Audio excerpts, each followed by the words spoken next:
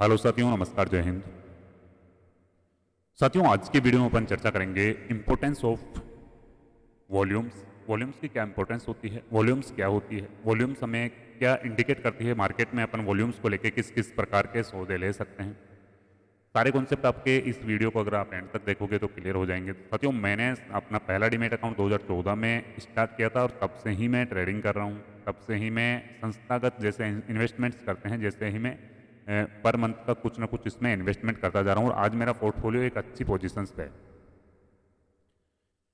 एक टॉपिक मेरे माइंड्स में आ रहा था कि ये जो कभी कभी वॉल्यूम्स की जो कैंडल्स बनती है वो इतनी बिग कैंडल्स क्यों बनती है। देखो, नॉर्मल टाइम नॉर्मल डे होता है, वहाँ पे कैंडल्स की कोई ज़्यादा इंपॉर्टेंस नहीं है, यानी कि यहाँ पे कैंडल्स बिल्कुल छोटी छोटी कैंडल्स बनती है, लेकिन सडनली एक कैंडल्स इस कैंडल्स की तिगुनी या चौगुनी बन जाती है।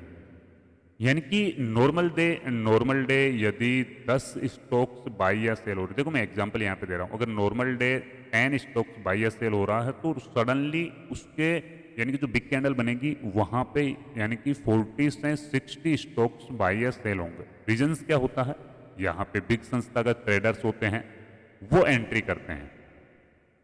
पावर्स क्या होती है इनकी, जो आपका वॉल्यूम्स है, वॉल्यूम्स की पावर्स होती है। साथियों, अगर आप वॉल्यूम्स को साथ में यानी कि वॉल्यूम्स को आप क्लोजली अगर फॉलो करते हो तो आपको इंतजार करना पड़ता है। सबसे पहले आपको यहाँ पे क्या करना है, सबसे पहले आपको निफ्टी 50 में से आपको निफ्टी 50 के टॉप 20 स्टॉक्स आपको सेलेक्ट कर लेने हैं। मैंने यहाँ पे ये रिलायंस का स्टॉक ले रखा है। रिलायंस मेरा काफ़ी फेवरेट है और रिलायंस मेरे को बहुत ही अच्छा रिटर्न्स मेरे को रिलायंस निकाल के देता है। टॉप 20 आपको यहाँ पे स्टॉक सेलेक्ट करने हैं। टॉप 20 स्टॉक्स को आपको डेली उनके चार्ट्स देखने हैं। चार्ट देखने के बाद में आपको देखना है कि ये एक इनका ये कंसोलिडेशन फेज है, यानी कि वॉल्यूम्स का भी एक कंसोलिडेशन फेज होता है। मार्केट ऊपर या डाउन जा रहा है उससे मतलब नहीं है, वॉल्यूम्स का भी यहाँ पे कंसोलिडेशन फेज है। वॉल्यूम्स का कंसोलिडेशन फेज के बाद में एक बड़ी कैंडल्स बनती है, तो बड़ी कैंडल से क्या इंपॉर्टेंस है, यहाँ पे ये बड़ी रेड कैंडल बनी है तो यहाँ से मार्केट इतना डाउन आ गया, मतलब यहाँ पे कोई ना कोई बड़ा इन्वेस्टमेंट करने वाला या कोई ना कोई बिग प्लेयर्स है, वो यहाँ पे अपनी पोजीशंस को हल्की किया है।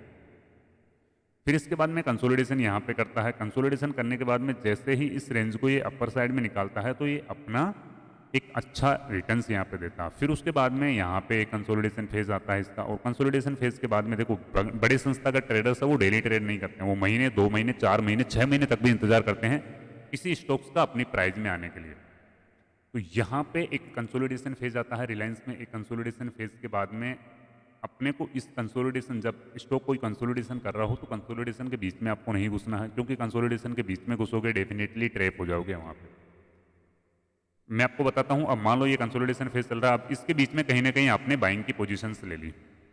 अब ये तो आपको पता नहीं कि यहाँ से ऊपर जाएगा या नीचे आएगा, ये तो अपन तो कोई भगवान है नहीं, लेकिन अगर आपने इसके बीच में पोजीशंस ले ली तो आपको क्या है कि यहाँ पे डर बना रहेगा, आपके मन में डर रहेगा, आप इसमें बड़े प्रॉफिट्स के लिए नहीं जा सकते हो। अगर आप इसके बीच में पोजीशन ले रहे हो तो बड़े प्रॉफिट्स के लिए आप कभी भी नहीं जा सकते हो।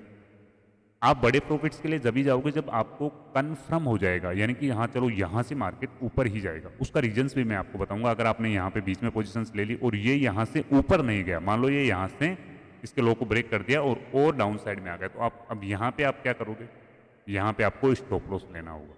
और ऐसे स्टॉप लॉस है ना, वो आपको हमेशा मारते हैं। ऐसे स्टॉप लॉस तो आपको मार्केट में टिकने नहीं देते हैं, कभी भी आपको मार्केट में टिकने नहीं देंगे स्टॉप लॉस।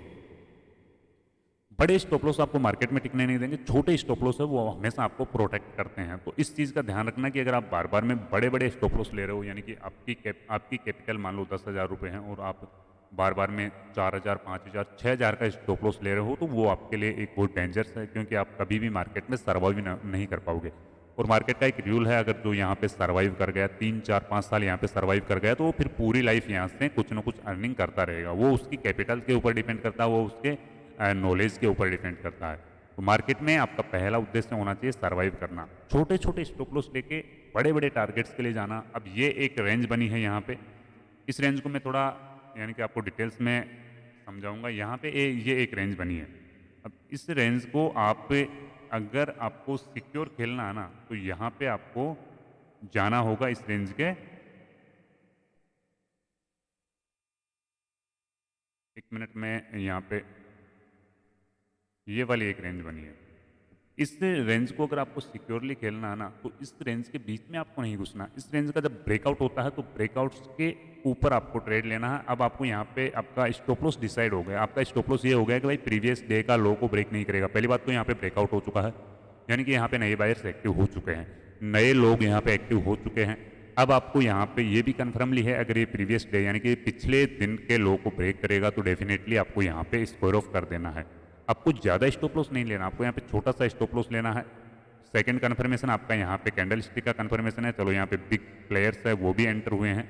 अपना वॉल्यूम्स का यहाँ पे आपको सपोर्ट मिल गया है और आपको प्रीवियस डे का लो ही यहाँ पे स्टॉप लॉस रखना है। स्टॉप लॉस डिसाइड करना जरूरी है। मार्केट में कितना आप अर्न करोगे या आपका टारगेट क्या होगा, टारगेट आपको डिसाइड करना ही नहीं है। टारगेट जहाँ तक स्टॉक जा रहा है वो टारगेट आपको डिसाइड नहीं करना। अगर ये यहाँ से यहाँ पर पुल बैक करके यहाँ तक भी पहुँच जाता तो ये आपको टारगेट डिसाइड नहीं करना। जहाँ तक जा रहा है वहाँ तक जाने दो, लेकिन आपको आपका लॉस डिसाइड करना है कि आपको आपका स्टॉप लॉस है वो कितना लेना है।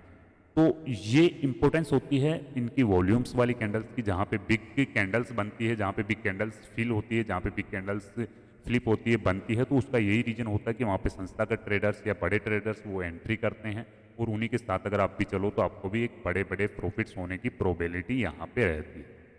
साथियों, ये इन्फॉर्मेशन आपको अच्छी लगी हो तो डेफिनेटली वीडियो को लाइक ज़रूर करें और चैनल्स पे नए हो तो सब्सक्राइब ज़रूर करें। जय हिंद, वंदे मातरम।